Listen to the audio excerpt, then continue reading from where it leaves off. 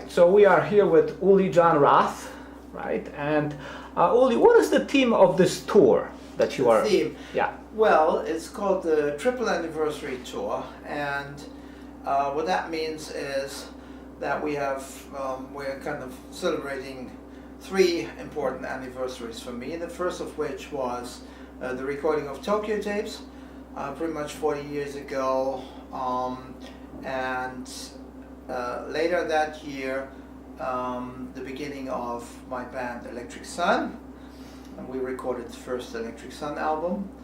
And then the next anniversary is 50 years ago, at the end of 1968, I had my first ever show on stage, you know. And so this tour kind of reflects my journey through these That's a lot 50 years, yeah. A lot to celebrate. Speaking of reflecting, when you look back at your last tour, which was very Scorpions oriented, how do you reflect on that? How did that go for you? We enjoyed it. I mean, and the audience enjoyed it. It was a very good tour, you know. But I personally prefer this one because this one is more comprehensive, and I get to play a wider range of things. We are still playing like the highlights from the Scorpions era anyways, you know, in this show, because it's a long program. Mm-hmm. It's almost 3 hours long, so we get to play a lot. But we're also playing quite a few of the Electric Sun songs, which are fun to play, and a challenge, and various other things from my past. Now, are you surprised how well the fans respond to this material? I mean, after all, your era of Scorpions was never really the one that was on the radio here, so a lot of the fans heard it through word of mouth. Yeah, it was starting to get there, you know,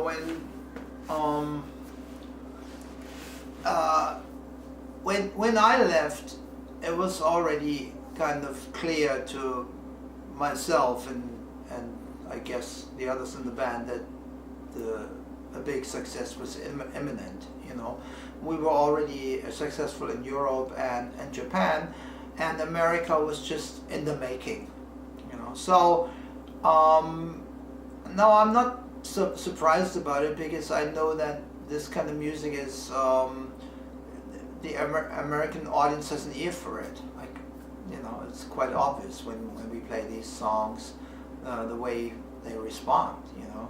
Mm-hmm. Now, so how did you go about selecting the material for this tour?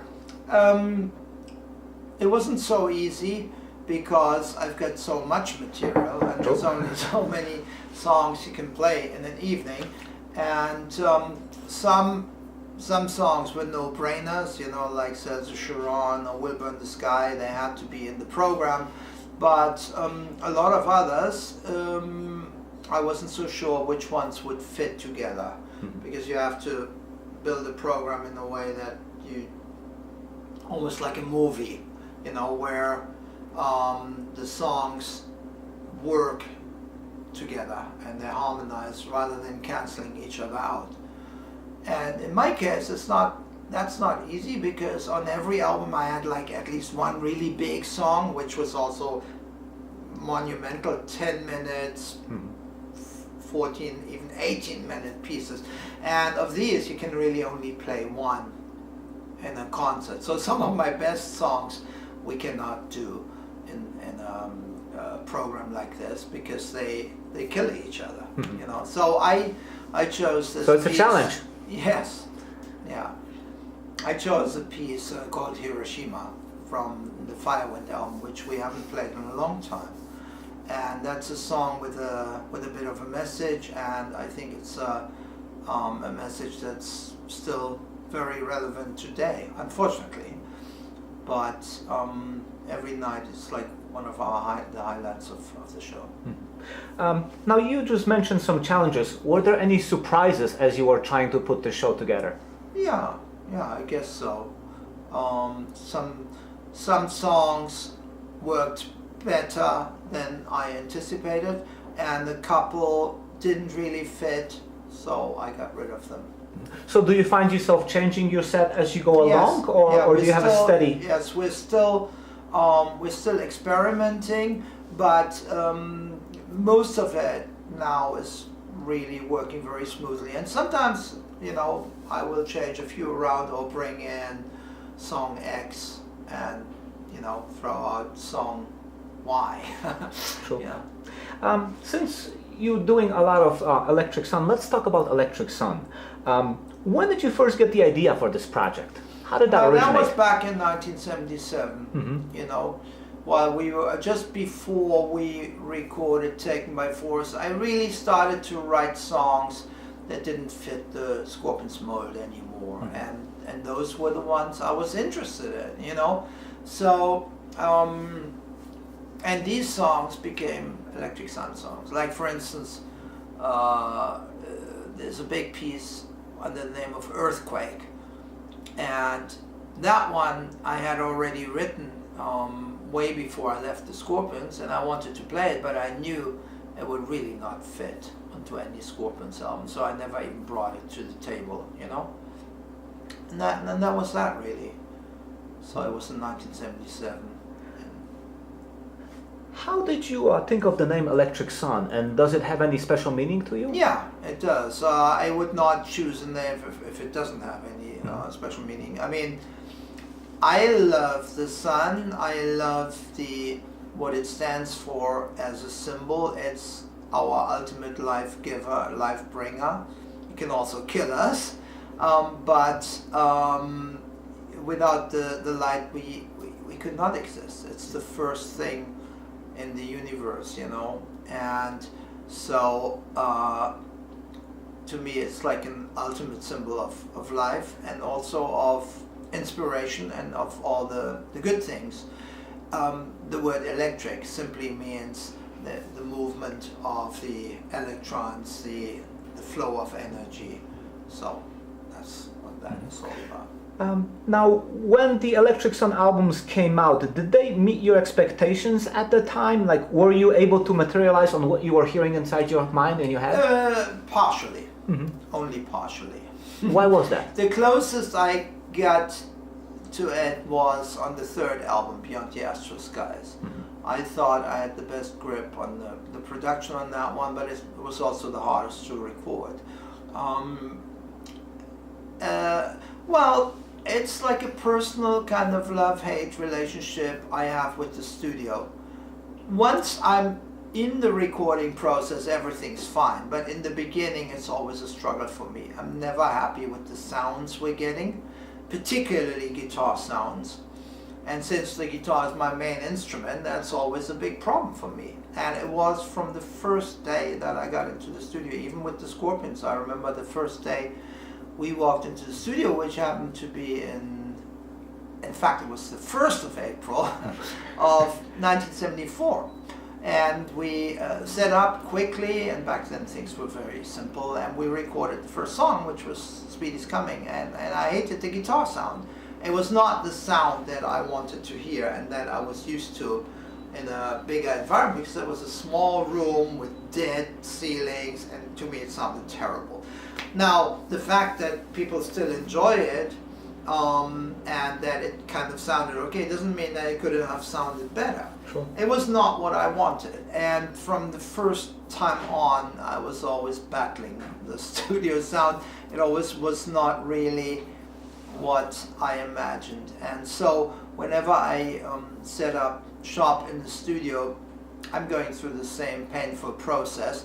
Having tried just about every single imaginable combination of microphones, rooms, whatever, I now know what not to do, when not to go, and I know certain rooms that will give me the best results, you know, and they're usually large ambient rooms, which are like a concert hall, and I'm happiest in these.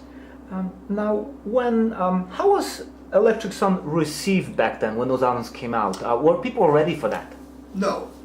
On the contrary, they got ready a little later. It took one album. On the first album, I got a lot of flack, because basically it didn't meet people's expectations at all. Because They wanted Scorpions, right? people thought, oh, Uli's leaving Scorpions, he's going to do Virgin Killer, Part 17. full on, even more, if that were possible. But that was exactly what I didn't want to do. I wanted to do something almost like an anti-album. I was interested in something completely different. So a lot of people thought, oh yeah, he's lost it, and my guitar wasn't as distorted, and he played differently. It was also more Hendrixy in certain respects. So the first album was like a very mixed reception. The second album was received much better because it was more rock album, and I brought in the guitar to the center again. But the second album had the problem that my singing wasn't very good, and so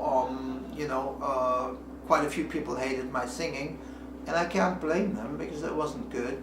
But I didn't even want to sing, but I sang because I couldn't find anybody else who would fit with the guitar at that time. It was probably the wrong decision. But on the third album, things started to even out, and then Electric Sun began to get a strong cult following in America. So when we came here, we had a tour with a lot of full houses where we played. That was good, and in England it became quite successful. We managed to fill large concert halls, and we had a good response, but that was from the second album onwards. So it took a little while. Now, when it comes to promoting records, how are the Electric Sun records promoted? Would you change anything in the way that was? Look, I'm no expert on these things. In fact, I've never really been so interested in that side of it. Back then, it was a completely different world. Oh yeah. You had big record companies. There was big money. They spent money on advertising. There was a lot of music press. Like in England alone, you had a lot of newspapers devoted to music. There was New Music Express, there was Melody Maker, Sounds, then you had Kerrang. And I was lucky that virtually all of them in England, they were like very favorable towards me. We had good interviews and they liked what I was doing. So that really helped with the fan base in England. Nowadays that doesn't exist anymore. Nowadays you get just the internet, which is much more nondescript because like so many people are doing it and a lot of things fall by the wayside. People have much shorter attention span. Back then a punter would go into the local newspaper shop and buy his weekly or bi-weekly Kerrang, and he looked forward to it, and he had a relationship with the artist on the cover, personal relationship. So nowadays it's just more like this. I could totally agree. There were magazines. It's like a big inflation. Yeah, I used to write for 10, 20 years, which literally died overnight. Yeah, it's a reality that the media have completely changed. Also the quality has changed. Back then in England or Germany or America, when you had writers, they were like real writers. They knew how to spell, they knew their grammar, and there were editors to make sure that there was a certain level of quality. Nowadays, you read an interview transcription, which is sometimes so bad that I don't recognize my own words because they just, it's from spelling to whatever, it's sometimes pretty horrendous. So basically what I'm saying is, it's all, people mean well, but the quality isn't there. Really, I see it too. Really dropped. I see it. So everything is now more like, hey, iPhone, Snapchat, Facebook, McDonald's, People don't even seem to mind. And photography. Back then, you had photographers who really took it seriously, and now there are still a few of these around, but they're far and few between. Sure. Most people take their iPhone, here's your shot, and everything looks like, not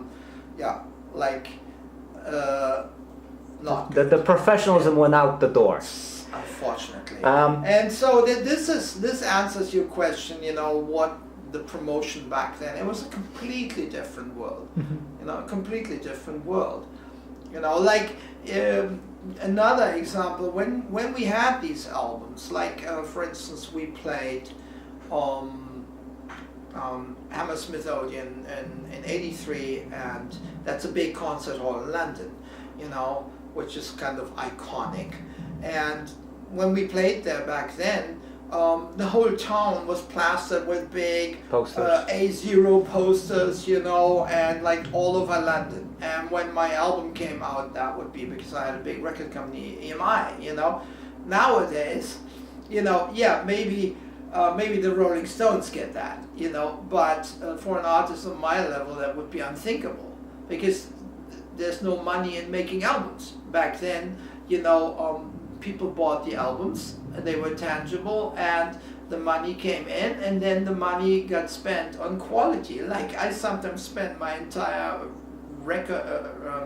record budget just in the studio, and then some, and put my own money in. You know, nowadays all that doesn't exist anymore. So it's a completely different world. Now, also, when you were dealing with record labels, especially in the past, did they always share your enthusiasm and vision, or did you have to compromise on things? I had vision, but my enthusiasm was always more in terms of music, or so I didn't really care about sales back then. Maybe I should have, but I didn't. Back then, I just wasn't interested in these things, you know. It's only later on when I understood how the business works, it became actually interesting to me, you know, because I had to understand how it works, you know, because I needed to finance my albums. And so I started to learn the business side of things, you know, but yeah, everything was different back then. Now, not necessarily better, well, some of it was definitely better, definitely, but some of it not. You know, now I know you're always an artist who thinks forward instead of the future. Is there any new material being written at this point?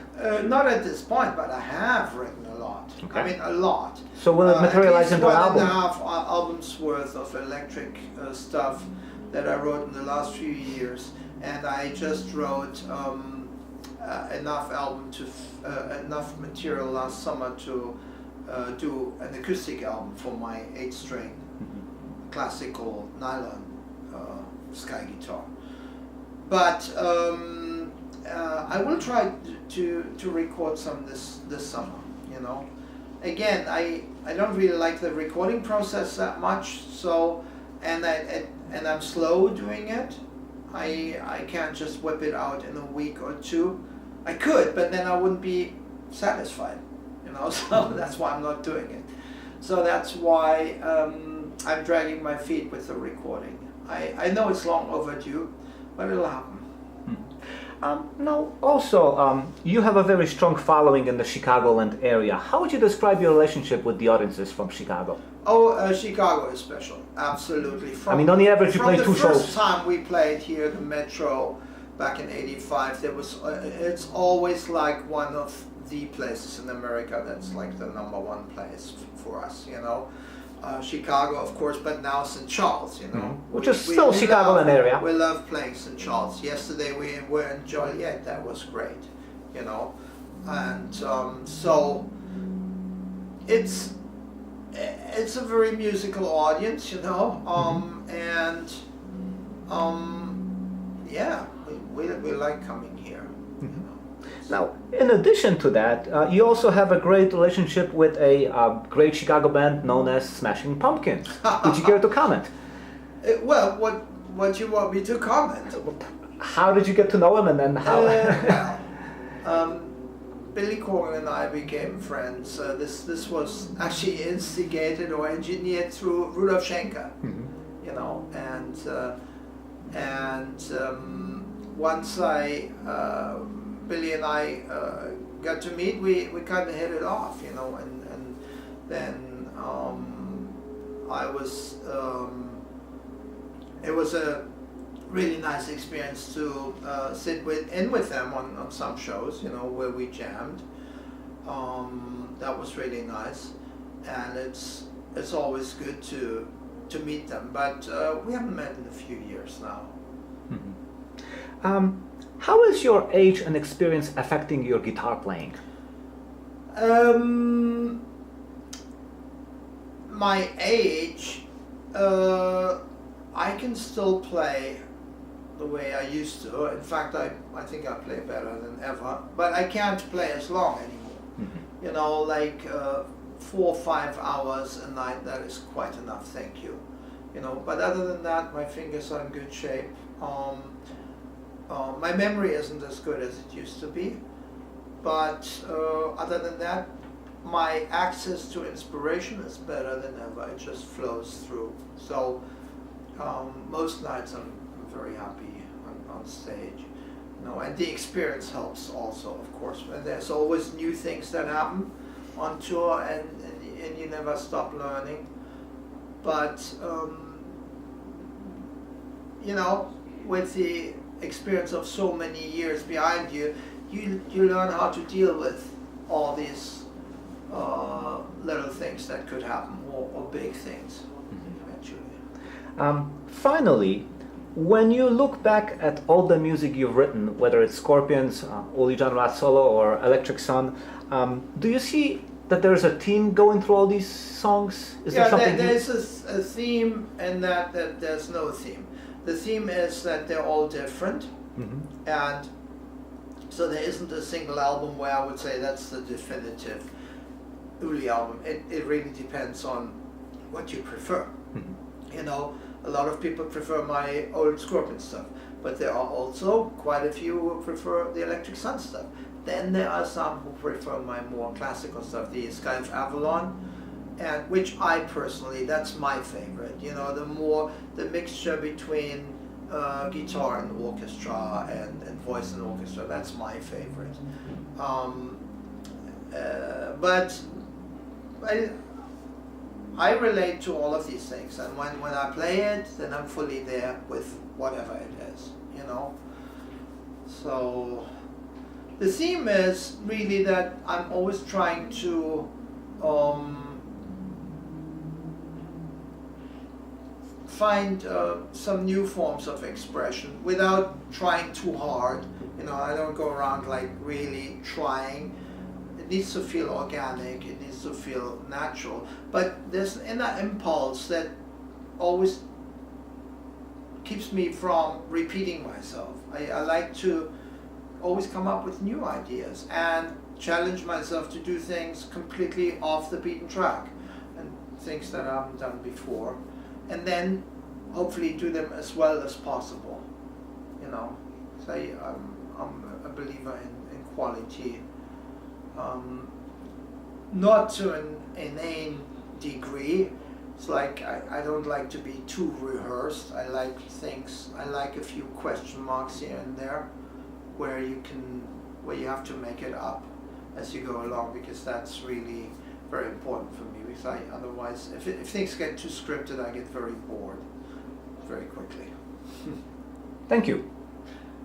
You're welcome.